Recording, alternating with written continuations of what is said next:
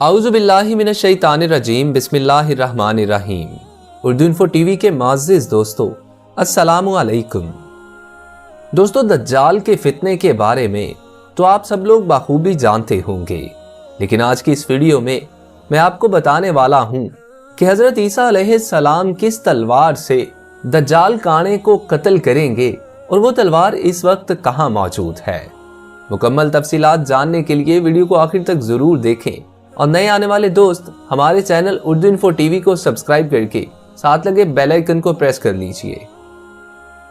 حضور نبی کریم صلی اللہ علیہ وآلہ وسلم کی 9 مبارک تلواروں میں سے ایک کا نام البتار ہے۔ یہ تلوار سرکار دو عالم نبی اکرم حضرت محمد صلی اللہ علیہ وآلہ وسلم کو یثرب کے یہودی قبیلے بنو قینقاع سے مال غنیمت کے طور پر حاصل ہوئی۔ اس تلوار کو سیف الانبیاء یعنی نبیوں کی تلوار بھی کہا جاتا ہے۔ اس تلوار پر حضرت داؤد علیہ السلام، حضرت سلیمان علیہ السلام، حضرت ہارون علیہ السلام، حضرت یوسف علیہ السلام، حضرت زکریا علیہ السلام، حضرت یحییٰ علیہ السلام، حضرت عیسیٰ علیہ السلام اور حضرت محمد صلی اللہ علیہ وآلہ وسلم کے اسماء مبارک کندہ ہیں۔ یہ تلوار حضرت داؤد علیہ السلام کو اس وقت مال غنیمت کے طور پر حاصل ہوئی جب ان کی عمر 20 سال سے بھی کم تھی۔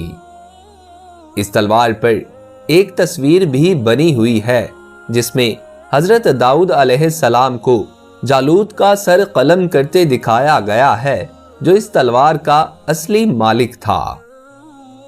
تلوار پر ایک ایسا نشان بھی بنا ہوا ہے جو بطرہ شہر کے قدیمی عرب باشندے اپنی ملکیتی اشیاء پر بنایا کرتے تھے۔ بعض روایات میں یہ بات بھی ملتی ہے کہ یہی وہ تلوار ہے جس سے حضرت عیسیٰ علیہ السلام اس دنیا میں واپس آنے کے بعد کانے دجال کا خاتمہ کریں گے اور دشمنان اسلام سے جہاد کریں گے۔ تلوار کی لمبائی 101 سینٹی میٹر ہے اور آج کل یہ تلوار ترکی کے مشہور زمانہ توپ کاپی عجائب گھر استنبول میں محفوظ ہے۔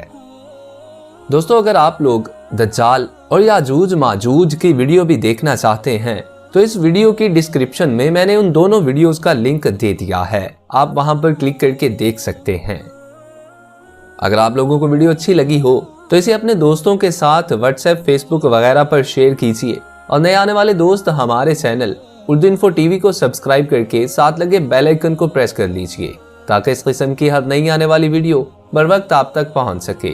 اپنے دوست محسن رضا کو اجازت دیجیے۔ اللہ آپ کا اور میرا حامی و ناصر ہو۔ اللہ نگہبان۔